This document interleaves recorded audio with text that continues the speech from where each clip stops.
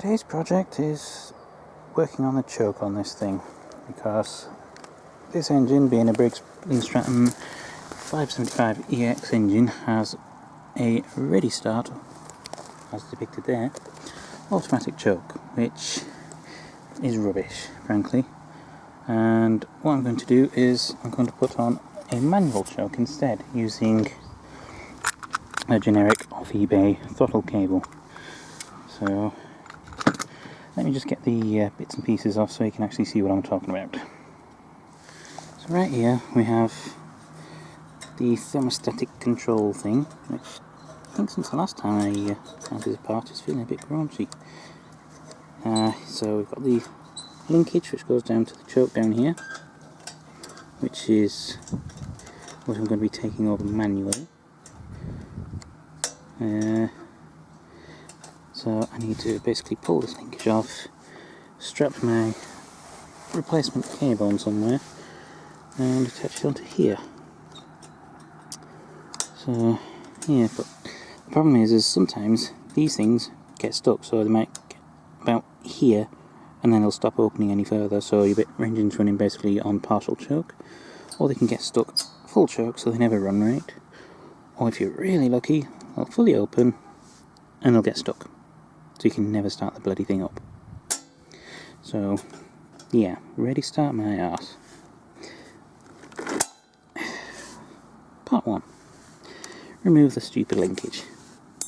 So that's that completely and utterly disabled. So I just need to pull the air filter off, pull the fuel tank off, which I think is already loose, yeah. Then route the choke cable somewhere down here, so I can get it to go straight across and just push the choke open like that. It's time to work that out now. So I've got the throttle lever attached up there, got cable zip tied as well as the other cable zip tied into place, and now I just have to figure out how to securely feed that in there and aim at the bloody thing, because it's actually this lower bit which is actual choke, and this upper bit is just like an actuating lever. So I need to attach it securely and safely onto the block somewhere. This could be fun. So there it is, attached. I've got it precariously zip tied on there on the brake for the flywheel. You know, the flywheel brake, you know. But yeah, I kind of need to sort out that loop of wire going up there. So I may have to cut that zip tie and start again.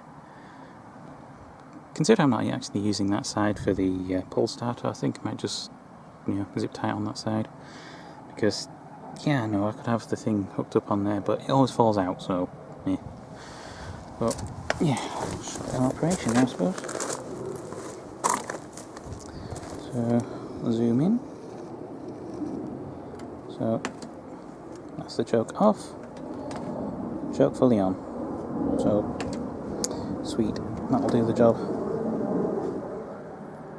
I just noticed something. The carburettor's actually loose.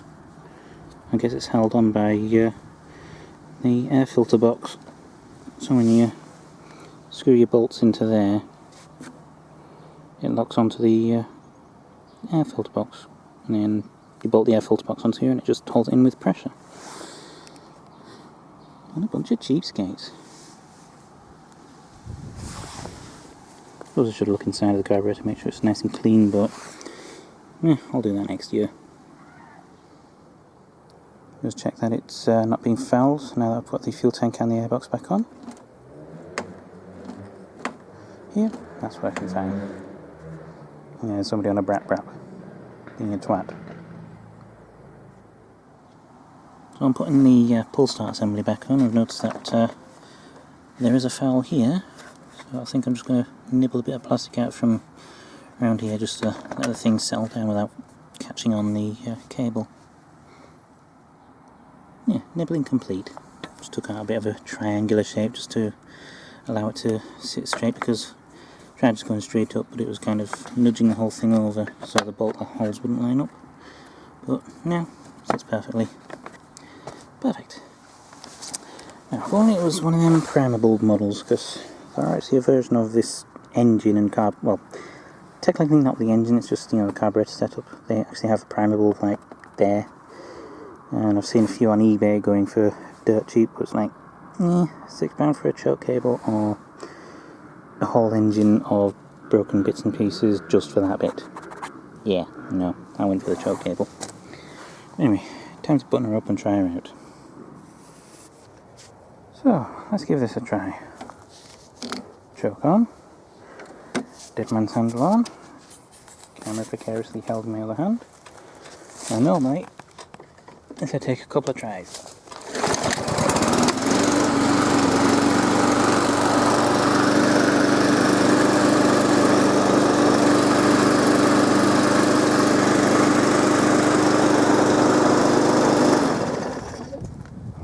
First pull.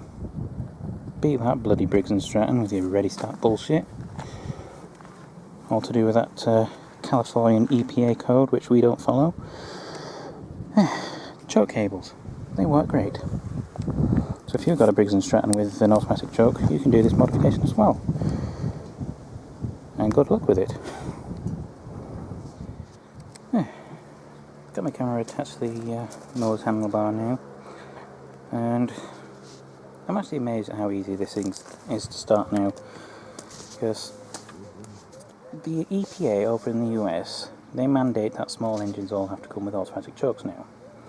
Now, these automatic chokes, when they're not working right, they tend to burn more fuel more inefficiently than they would if they had a simple choke setup like this, or a squeezy ball primer. So, how the hell can they get away with telling people to use an automatic choke when an automatic choke puts out more bad fumes than any other type of choke? I don't know. And again, this is the US. Politics over there are, shall we say, less than clear. But anyway, time to start mowing. It's been about 10-15 minutes since I last started up, so the engine needs choking again, so choke on, bar pulled back.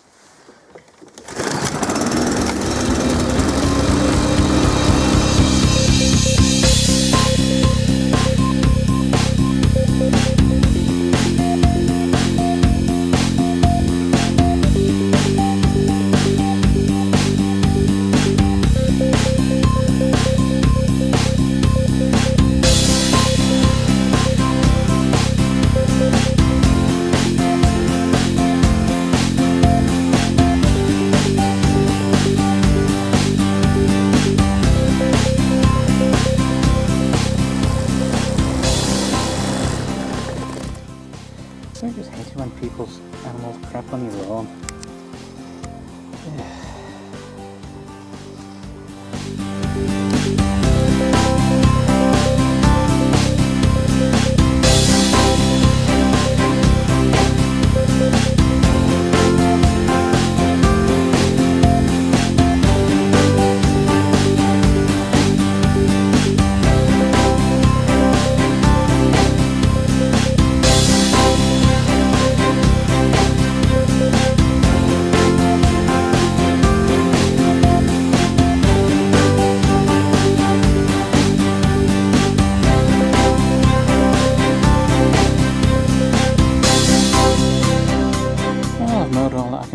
And that mower with the choke mod works nicely now.